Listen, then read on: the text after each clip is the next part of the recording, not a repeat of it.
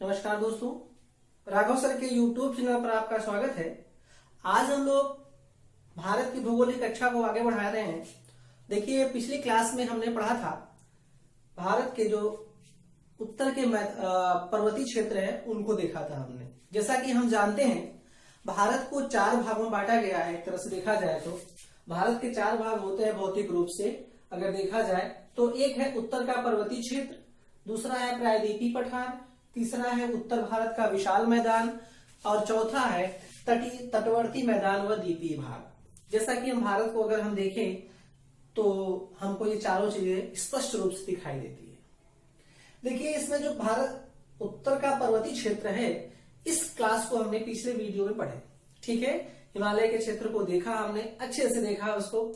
अगर जो श्रोता इसको नहीं देखे हैं वो प्लीज इसको देख ले, पिछले वीडियोस को जो हिमालय संबंधित हैं। उसके 3 पार्ट हैं, उनको तीनों को छोटे छोटे वीडियो मैंने बनाए थे उसको।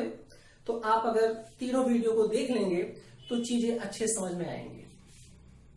तो जैसा कि हम जानते हैं कि भारत को भौतिक रूप 4 भागों में बांटा गया। अब देखिए जरा सा, अगर हम पूरे भारत को देखें तो भारत में जो पर्वत हैं, पर्वत लगभग 10.6% है पूरे भारत में। अगर देखा जाए पर्वतीय क्षेत्र तो 10.6% है पूरे भारत के क्षेत्रफल का। और पहाड़ी की बात करें तो पहाड़ी कितनी है, तो पहाड़ियां जो है वो लगभग 18.5% पूरे क्षेत्र पर फैली हुई है। मैदानी क्षेत्र सबसे अधिक है, सबसे अधिक कहते हैं। एग्जाम में क्वेश्चन भी आ चुका है कि भारत में भौतिक रूप से किस प्रदेश का सर्वाधिक विस्तार है। देखा जाए तो मैदानी क्षेत्र का सर्वाधिक विस्तार है। मैदान का क्षेत्र कितना है, लगभग 43.2%, 43.2% है मैदानी क्षेत्र का विस्तार। वही जो पठार हैं वो भारत में दूसरे स्थान पे 27.7%, 27.7% है पठार का। तो चूंकि हमने पिछली कक्षा में उत्तर भारत का पर्वतीय क्षेत्र हमने अध्ययन कर लिया है, आज हम दूसरा प्रायद्वीपीय पठार को देखेंगे। देखिए, जो प्रायद्वीपीय पठार है भारत में, वो देखा जाए तो उसको 2 रूप में बांटा गया है। प्रायद्वीपीय पठार को 2 भागों में बांट दिया गया। ठीक है, वो कौन कौन से 2 भाग हैं जरा देखिएगा। पहले भाग को कहा जाता है मध्यवर्ती उच्च भूमियां और दूसरे कहते हैं दक्कन का पठार। ठीक है, जरा देखिएगा कैसे होता है। अगर हम भारत की बात करें तो जैसे अगर ये भारत है तो भारत में अगर हम देखें तो मध्यवर्ती उच्च भूमियां जो हैं उस इस क्षेत्र में पाई जाती हैं। जो इधर इस क्षेत्र को कहा जाता है मध्यवर्ती उच्च भूमियां। और ये भूमि जो है, मध्यवर्ती उच्च भूमियां जो हैं, ये लगभग भारत में देखा जाए तो जल विभाजन का भी काम करती हैं। जल विभाजक रेखा के रूप में है ये सब। ठीक है, ये जो मध्यवर्ती उच्च भूमि है भारत के मध्य भाग में लगभग फैले हुई है। अगर हम देखें मध्यवर्ती उच्च भूमि में कौन कौन से क्षेत्र आते हैं तो जरा उनको देखते हैं। अरावली श्रेणी अगर हम देखें तो ये मध्यवर्ती जो है उच्च भूमि है उसका भाग है। ठीक है, इसका भाग ही ये है। ठीक है, अरावली श्रेणी। मालवा का पठार अगर बात करें तो मालवा का पठार, इसके बाद मालवा का पठार होता है। फिर बुंदेलखंड बघेलखंड के क्षेत्र आ जाते हैं। अगर हम देखें इधर तो ये पूरा अरावली हो जाता है। इधर अरावली के बाद मालवा का पठार होता है और मालवा के पठार के बाद बुंदेलखंड बघेलखंड। ठीक है, इधर फिर छोटा नागपुर का पठार और इधर जो है मेघालय का पठार। ये जो 5 सेक्शन हैं ये वास्तव में मध्यवर्ती उच्च भूमि के क्षेत्र होते हैं। ठीक है, मध्यवर्ती उच्च भूमि के क्षेत्र होते हैं। इधर हम पूरे मध्य भारत में अगर देखें, राजस्थान से लेकर मेघालय तक ये सब फैले हुए हैं। ठीक है, दूसरा अगर हम दक्कन के पठार की बात करें, दक्कन के पठार की बात अगर हम करें तो दक्कन का पठार जो है, ये देखिए जो सतपुड़ा श्रेणी है, सतपुड़ा श्रेणी समझेगा। इसके बाद महाराष्ट्र का पठार जो है, महाराष्ट्र का पठार, महानदी क्षेत्र। ठीक है, महानदी बेसिन, उड़ीसा का उच्च भूमि, दंडकारण्य पठार, कर्नाटक का पठार और इधर पूर्वी घाट, पश्चिमी घाट और इधर पूर्वी घाट। ये क्षेत्र हैं, ये सब हम दक्कन के पठार के क्षेत्र में पढ़ेंगे। ठीक है। देखिए मध्यवर्ती उच्च भूमि के बाद ही ये क्षेत्र जो है लगभग फैला हुआ है, दक्कन का पठार। तो अब हम महादेवी पठार को सॉरी मध्यवर्ती उच्च भूमि को देखते हैं। ठीक है, अब हम बात करते हैं मध्यवर्ती उच्च भूमि की। देखिए जो मध्यवर्ती उच्च भूमि है उसमें हमने बताया था, उसमें पहला जो था अरावली श्रेणी थी। अगर अरावली श्रेणी की बात करें तो अरावली श्रेणी जो है वास्तव में यह भारत के देखा जाए तो ये मध्य में देखिए लगभग स्थित है, और ये जो है पश्चिम की ओर है, पश्चिम उत्तर पश्चिम में देखा जाए तो पश्चिम, ज्यादातर पश्चिम की ओर आएगा ये, और ये पश्चिम मध्य में और पश्चिम में लगभग क्षेत्र पड़ता है। देखा जाए तो ये मुख्यतः तो राजस्थान में फैला हुआ है, लेकिन इसका वास्तविक विस्तार अगर देखा जाए तो यह गुजरात से लेकर दिल्ली तक फैली हुई है। अरावली श्रेणी वास्तव में गुजरात से लेकर दिल्ली तक फैली हुई है। अगर हम गुजरात में बात करें तो गुजरात में जगह है पालनपुर,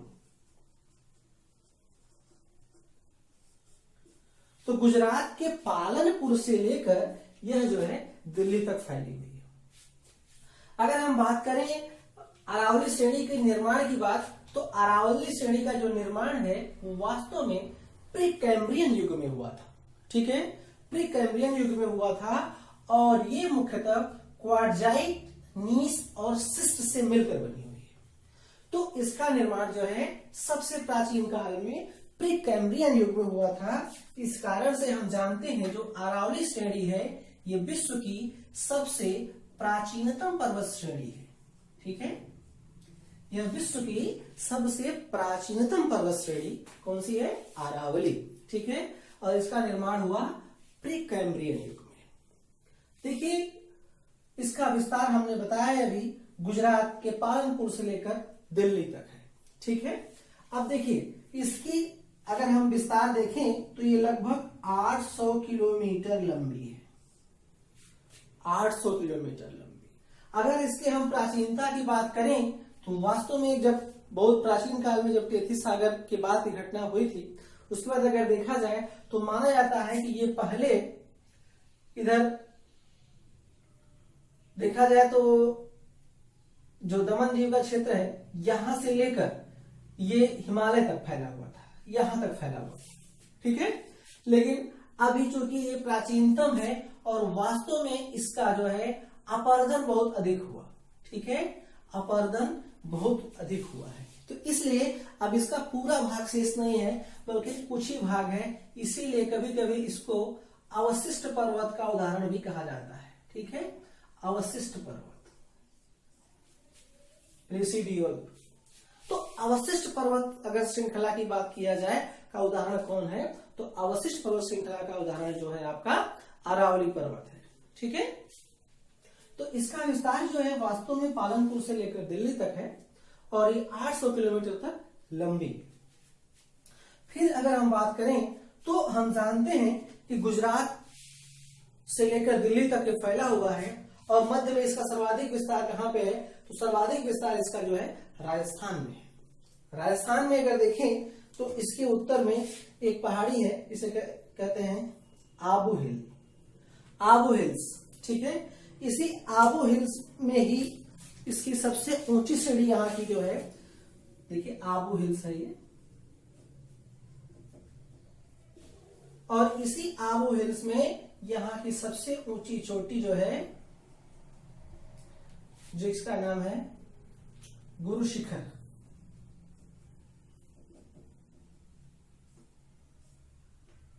ठीक है, ये गुरु शिखर पर्वत चोटी स्थित है। इसकी अगर हम ऊंचाई देखें तो लगभग 1722 मीटर है। ठीक है, तो 1722 मीटर है ये गुरु शिखर की ऊंचाई, और किसकी? अरावली श्रेणी की श्रृंखला का यह भाग है। हालांकि यहाँ पे स्थित है आबू हिल्स, यहाँ पे स्थित है। ठीक है, तो देखिएगा ये जो अरावली श्रेणी है वास्तव में गुजरात से लेकर दिल्ली तक फैली हुई है। कहीं कहीं इसके विस्तार की बात की जाती है अगर अरावली श्रृंखला की, तो इसके 3 पार्ट भी दिखाई देते हैं। ठीक है, कहीं 3 कहीं 4 भी मिल सकता है। तो देखिए जैसे 3 पार्ट है इसके, तो कौन कौन से 3 पार्ट हैं जरा इसको हम देखते हैं। देखिए प्रारंभ में इसे उदयपुर के पास इसे जरगा की पहाड़ी कहते हैं, ठीक है।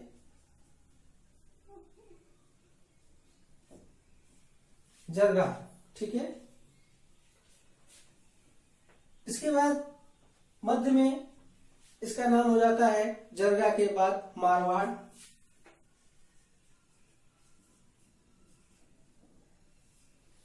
मारवाड़ की पहाड़ी।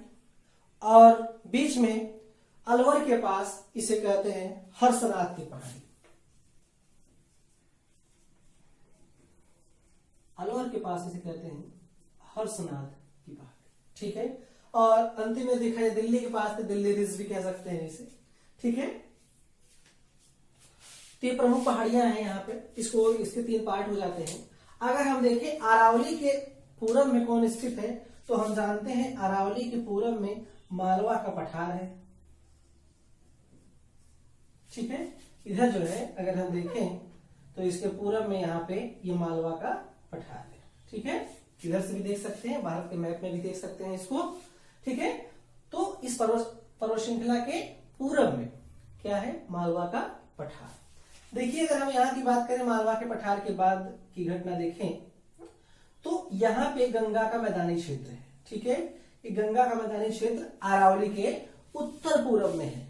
और वास्तव में अरावली पर्वत श्रृंखला जो है, वास्तव में ये देखा जाए, यहां भी देख सकते हैं और इधर भी, वास्तव में ये बहुत बड़ा जल विभाजक का भी काम करती है, ठीक है। जल विभाजक के रूप में अरावली पर्वत श्रेणी एक तरह से जल विभाजक के रूप में भी कार्य करती है। अगर हम देखें अरावली के पश्चिम में, अगर हम देखें इधर, तो यहां से एक नदी निकलती है, इसका नाम है लूनी नदी, ठीक है। लूनी नदी, हम जानते हैं कि जो लूनी नदी है ये हम कच्छ की खाड़ी में जाकर लुप्त हो जाती है। इसके बारे में कहा जाता है जो लूनी नदी है, वास्तव में यह ऐसी नदी है जो कि कच्छ की खाड़ी में लुप्त हो जाती है। कच्छ के रन में, सॉरी कच्छ के रन, तो कच्छ के रन में वहां पे क्या हो जाता है, लुप्त। वो दलदली क्षेत्र है, वहां पे वो नदी लुप्त हो जाती है। पूछा जाता है क्वेश्चन कि ऐसी कौन सी नदी है जो अरब सागर में गिरने से पहले ही लुप्त हो जाती है, तो लूनी नदी है। अगर इसके अलावा देखें इधर, तो इधर से एक माही नदी भी आती है, माही नदी ये जाके लेकिन अरब सागर में गिरती है, ठीक है। और इसके पूरब में देखें अरावली पर्वत के, तो यहां से कई नदियां निकलती हैं, जैसे हम जानते हैं जैसे बनास नदी, ठीक है। बनास नदी ये इधर से निकलकर जाती है। तो अरावली पर्वत श्रृंखला से लगभग ये प्रमुख चीजें थी, ठीक है। अब हम बात करेंगे जरा सा मालवा के पठार की। जो मालवा का पठार है, वास्तव में ये राजस्थान और मध्य प्रदेश दोनों में फैला हुआ है। मालवा का पठार अगर हम देखें, ये राजस्थान और मध्य प्रदेश दोनों में फैला हुआ है। मालवा का पठार वास्तव में अरावली और विंध्यन जो पर्वत श्रृंखला है उसके मध्य स्थित है, ठीक है। मालवा का पठार वास्तव में राजस्थान और मध्य प्रदेश में फैला है और यह अरावली और विंध्यन के मध्य में स्थित है। देखिए इस तरह से ये अरावली पर्वत श्रृंखला है और ये विंध्यन पर्वत श्रृंखला है। इसके अगर हम पूरब में देखें तो यहाँ पर बुंदेलखंड का पठार है, ठीक है। एक पठार और है जिसे कहते हैं बुंदेलखंड का पठार। अगर हम बात करें इस मालवा के पठार की ढाल की, तो मालवा के पठार का ढाल जो है वास्तव में उत्तर और पूरब में है, ठीक है। इसका ढाल मालवा के पठार का ये उत्तर पूरब में है। यहाँ पर जो नदी उद्गमित होती हैं, अगर हम देखें मालवा के पठार के नजदीक, तो यहाँ पर 2 नदियां हैं। एक तो बनास नदी और दूसरी है चंबल नदी, ठीक है। चंबल नदी और बनास नदी, ये जो 2 नदियां हैं, ये यहाँ पर उद्गमित होती हैं। और ये 2 नदियां जाके इधर देखिए इस तरह से जाती रहती हैं, आगे मिल जाती हैं। और वास्तव में चंबल नदी जाके यमुना नदी में मिल जाती है। यमुना नदी में ये मिलती है, जहां पे ये जो है बुंदेलखंड का पठार वाला क्षेत्र होता है। ठीक है, बुंदेलखंड का पठार वाला क्षेत्र। तो जो बुंदेलखंड का पठार है वहां पे जब नदियां मिलती हैं, यमुना और चंबल नदी, वास्तव में ये बहुत ज्यादा अपर्दन करती है, बहुत अधिक। और ये एक तरह का अलग तरह का अपर्दन होता है जिसे कहते हैं गली अपर्दन। वास्तव में देखिए, ये जो गली अपर्दन होता है ये वास्तव में जमीन को काटते हुए एक सतह बाई सतह, और ये क्षेत्र को बिहाड़, एकदम निर्जन क्षेत्र बना देती है। यहाँ पर ये जमीन जो होती है अनुपजाऊ हो जाती है। ठीक है, एग्जाम में क्वेश्चन आता है कि सर्वाधिक अपरदित जो गली अपर्दन होता है वो नदी कौन सी करती है? चंबल नदी करती है। कौन सा क्षेत्र है? बुंदेलखंड का पठार वाला क्षेत्र है, बुंदेलखंड का क्षेत्र है। तो बुंदेलखंड के क्षेत्र में ये जाके मिलती हैं नदियां, चंबल नदी, देखिए। ठीक है, और ये जो मालवा का पठार है ये वास्तव में यहाँ राजस्थान और मध्य प्रदेश में फैला हुआ है। ठीक है, देखिए इसके अलावा अगर हम बात करें तो मालवा का पठार जो है, यहाँ पे जो नदियां दिखाया हमने आपको, बनास और चंबल। ठीक है, देखिए अब हम बात करेंगे बुंदेलखंड व बघेलखंड पठार की।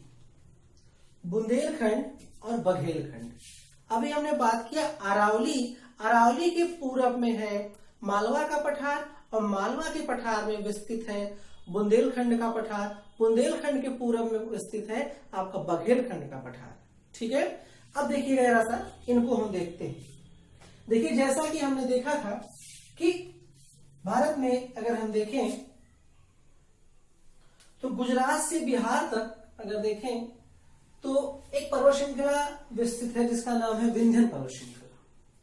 और हमने देखा था गुजरात से लेकर दिल्ली तक जो विस्तृत है पर्वत श्रृंखला, उसका नाम था अरावली। ठीक है, इन्हीं दोनों के बीच की कहानी को अभी हम लोग देख रहे हैं। तो अभी हमने मालवा का पठार देखा, हमने अरावली श्रेणी को देखा। तो बुंदेलखंड की अगर हम बात करें तो बुंदेलखंड का जो क्षेत्र है वास्तव में वह उत्तर प्रदेश और मध्य प्रदेश दोनों में फैला हुआ है। उत्तर प्रदेश और मध्य प्रदेश दोनों में फैला हुआ है। बुंदेलखंड का क्षेत्र वो है जहां पे चंबल नदी आपका जाती है, यमुना नदी में मिलती है और वहां पे खड्ड बनाती हैं। समझिएगा, बीहड़ वाला क्षेत्र जो बनाती हैं, बीहड़ खड्ड, वो जो है बुंदेलखंड वाला क्षेत्र है। समझिएगा, हम जानते हैं कि जो बुंदेलखंड वाला क्षेत्र है वर्तमान में काफी पिछड़ा हुआ क्षेत्र है। क्यों? क्योंकि यही चंबल, इसकी जो प्राकृतिक स्थितियां हैं ये इसके लिए जिम्मेवार है। क्योंकि चंबल नदी यहाँ पे काफी अपर्दन करती है, यमुना नदी काफी अपर्दन करती है। ये क्षेत्र जो है अपर्दन के कारण जो है अनुपजाऊ हो गया है। इसके पूरब में अगर देखें तो बघेलखंड का पठार है। ध्यान दीजिएगा, ये जो है आपका बघेलखंड का जो पठार है वास्तव में यह मध्य प्रदेश और छत्तीसगढ़ में फैला हुआ है। ठीक है, लगभग हम जानते हैं कि जो विंध्याचल की विंध्यन पहाड़ियां होती हैं, ये जब जाती हैं आगे बढ़ती हैं तो कैमूर पहाड़ी, कैमूर श्रेणी और सोनपाल श्रेणी में विभक्त हो जाती हैं। ध्यान दीजिएगा, इसी के भाग हैं कैमूर और सोनपाल। ठीक है, हालांकि भांडेर की पहाड़ी भी है कहीं वहीं पे समीप, भांडेर की पहाड़ी भी है और भांडेर का पठार भी है। समझिएगा, इसी क्षेत्र में। तो बघेलखंड जो है ये क्षेत्र भी वर्तमान में अगर हम देखें तो काफी जो है महत्वपूर्ण भूमिका अदा कर रहा है। तो यहाँ पे जो पर्वत श्रृंखला है कैमूर और सोनपाल की। ठीक है,